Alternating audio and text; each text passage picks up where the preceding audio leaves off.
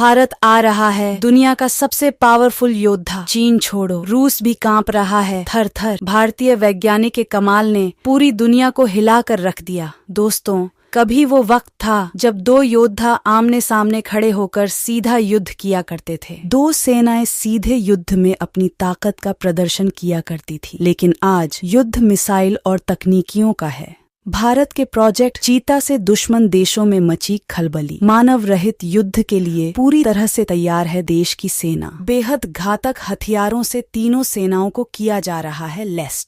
दोस्तों, योद्धाओं को भी तकनीकियों से लैस होने की जरूरत होती है। जो देश तकनीकियों में पीछे है वो युद्ध में विजय नहीं प्राप्त कर सकता है। अब वक्त हाथ से नहीं मिसाइल से लड़ने का है, क्योंकि तकनीक के दम पर दूर बैठे रहकर भी दुश्मन को बर्बाद किया जा सकता है। अमेरिका ने अलकायदा चीफ या जवाहरी को इसी तरह हजारों किलोमीटर दूर रहकर ड्रोन हमले से मार गिराया था। दोस्तों, भारत भी अपने सेना को नई तकनीक और मिसाइलों से काम करने में लगा है। अगर हम ड्रोन की बात करें तो भारत इसराइल के द्वारा बनाए गए ड्रोन इस्तेमाल करता है। दोस्तों, भारत अपने ड्रोन को ताकतवर बनाने के लिए उन्हें खतरनाक मिसाइलों से लैस करने जा रहा है और इस मिशन का नाम दिया गया है प्रोजेक्ट चीता।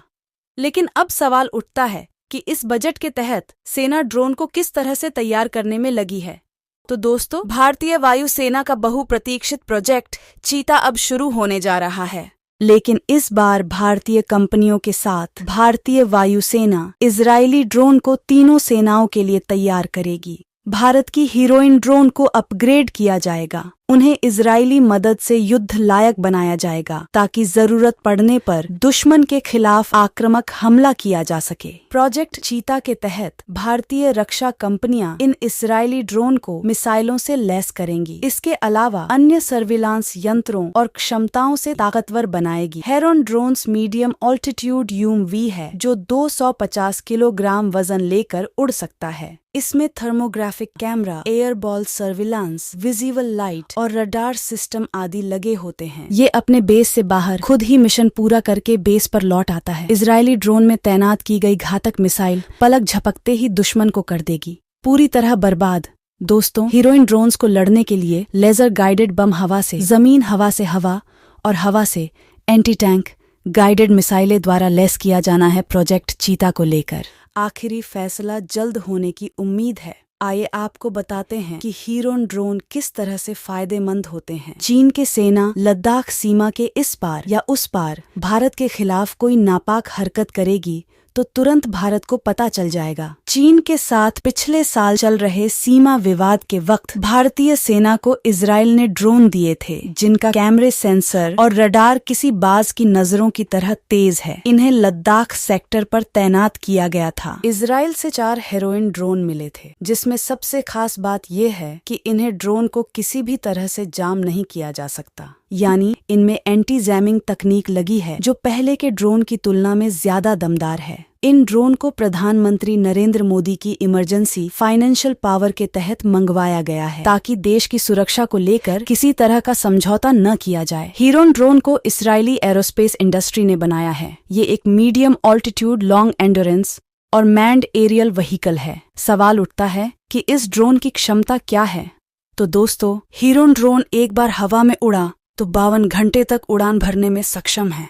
ये जमीन से 35,000 फीट यानी 10.5 किलोमीटर की ऊंचाई पर बेहद शांति से उड़ता रहता है। इसे नियंत्रित करने के लिए जमीन पर एक ग्राउंड स्टेशन बनाया जाता है जिसमें मैनुअल और ऑटोमेटिक कंट्रोल सिस्टम होते हैं। ये ड्रोन किसी भी मौसम में उड़ान भरने में सक्षम है। हीरोइन ड्रोन में कई तरह के सेंसर और कैमरे लगे हैं, जैसे थर्मोग्राफिक कैमरा यानी इंफ्रारेड कैमरा जो रात में अंधेरे में देखने में मदद करते हैं। इसके अलावा visible light airborne ground surveillance जो दिन की रोशनी में तस्वीरें लेता है। साथ ही इंटेलिजेंट सिस्टम समेत कई तरह के राडार सिस्टम लगे हैं। इस ड्रोन की सबसे बड़ी बात यह है कि ये आसानी से ही टारगेट को लॉक करके उसकी सटीक पोजीशन आर्टिलरी यानी टैंक या इंफ्रारेड सीकर मिसाइल को दे सकता है।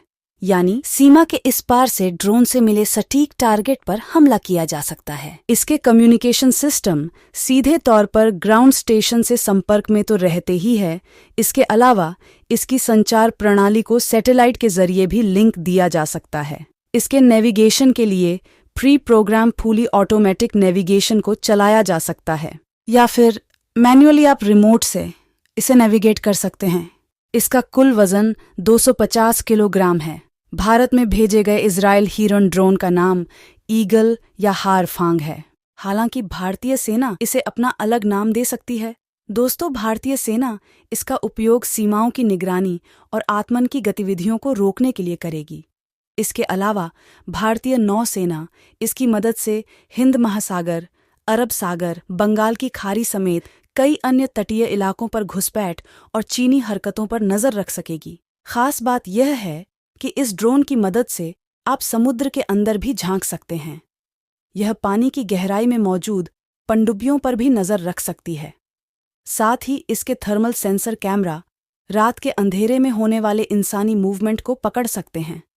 दोस्तों, ड्रोन की सबसे खास बात यह है कि यह जमीन, हवा और समंदर तीनों जगहों पर काम कर सकती है। और अगर इजराइल से मिले heron drone anti tank guided मिसाइलों से लैस हो जाते हैं तो यह चीन के लिए बेहद घातक होने वाला है, क्योंकि इससे भारत दुश्मन देश चीन पर नजर रखने में ज्यादा सक्षम हो जाएगा। और अगर चीन अपनी सीमा पार करता है तो उसे बर्बाद करने में भी ज्यादा वक्त नहीं लगेगा। स्वदेशी ड्रोन की भयानक सीरीज है तैयार। DRDO मचाने जा रहा है दुनिया में टहलका। दोस्तों, बड़ा सवाल ये भी उठता है कि भारत ड्रोन तकनीक पे कितना ताकतवर है और भारत का स्वदेशी ड्रोन कितना ताकतवर है। तो दोस्तों, भारत के पास एक ऐसा ड्रोन है जिसका उपयोग कई तरह से किया जा सकता है। फिलहाल इसे विकसित किया जा रहा है, लेकिन अगले 2-3 सालों में इसे भारतीय मिलिट्री में शामिल किया जा सकता है। इसका नाम है कॉम्बैट एयर टीमिंग सिस्टम। इसे बनाया है हिंदुस्तान एरोनॉटिक्स लिमिटेड और DRDO के साथ 2 अन्य संस्थाओं ने मिलकर इनका उपयोग आमतौर पर भारतीय वायुसेना और भारतीय नौसेना के लिए किया जाएगा। कैट्स के 4 वेरिएंट बनाए जा रहे हैं: CATS Warrior, CATS Hunter, CATS Alpha और कैट्स इन्फिनिटी। चारों का अलग अलग उपयोग किया जा सकता है या फिर एक साथ एक ही तरह के काम के लिए भी उपयोग किया जा सकता है। इन पर काम की शुरुआत साल 2018 में की गई थी। DRDO लक्ष्य ड्रोन की तरह ही HAL के कैट्स वॉरियर ड्रोन में PTA E7 क्वीन टर्मोजिट इंजन लगा है। यह वॉरियर ड्रोन 2x4 का फॉर्मेशन बनाकर हमला करता है। इसका डिजाइन मिसाइल की तरह बनाया गया है। यह stand of air launched cruise missile की तरह दागी जाती है। इसे भारतीय वायुसेना अपने टाइगर जेट्स मिराज 200, जैगवर या सुखोई Su-30 AMK-I में भी लगा सकती है। इसके विंग्स मूट सकते हैं। यह 250 किलोग्राम वजन का हथियार उठा सकता है या खुद ही आत्मघाती हथियार बन सकता है। इसकी मारक रेंज 200 से 300 किलोमीटर है। एक बार टारगेट पर बम गिराने के बाद यह वापस भी लौट सकता है। यह दुनिया के किसी भी नेविगेशन प्रणाली को फॉलो करके दुश्मन पर हमला करने में सक्षम है। कैट्स अल्फा स्वयं अटैक के लिए बनाया गया है। यह एक आत्मघाती हथियार है, यानी एक बार इसे छोड़ दिया जाए तो ये दुश्मन के निशाने पर जाकर खुद के साथ साथ उसको भी बर्बाद कर देता है। ग्लाइड करते हुए 100 किलोमीटर की रेंज तक जा सकता है। ये 5 से 8 किलोमीटर विस्फोटक लेकर 100 किलोमीटर प्रति घंटे की रफ्तार से दुश्मन पर हमला कर सकता है। करीब 1 से 2 मीटर लंबी है और इसका वजन 25 किलोग्राम है। इसमें फाइटर जेट्स भी लगाया जा सकता है। जगवर फाइटर जेट्स में 24 ड्रोन लगाया जा सकते हैं। सुखोई फाइटर जेट से 30 से 40 अल्फा ड्रोन दागे जा सकते हैं। और कैट्स इन्फिनिटी को स्पेस रिसर्च एंड टेक्नोलॉजी विकसित करने में लगी है। यह हाई एल्टीट्यूड सूडो सैटेलाइट के तौर पर उपयोग की जाएगी। यह ऐसा ड्रोन होगा जो 70,000 फीट की ऊंचाई पर 3 महीने तक लगातार उड़ान भर सकता है। इसका वजन 500 किलोग्राम होगा। यह इतनी ऊंचाई से लगातार निगरानी कर सकता है। इसका विंग स्पैन 50 मीटर होगा। इसकी क्रूज स्पीड 90 से 100 किलोमीटर की होगी। इसका मुख्य काम जासूसी निगरानी होगा। भविष्य में इसे हमला करने के लिए भी तैयार किया जा सकता है। इनके अलावा जिनमें तपस प्रमुख है, जो जल्द ही सेना में शामिल हो जाएगा। दोस्तों, आज के वीडियो में बस इतना ही। अगर यह जानकारी पसंद आई हो तो वीडियो को लाइक और चैनल को सब्सक्राइब जरूर कीजिएगा। धन्यवाद।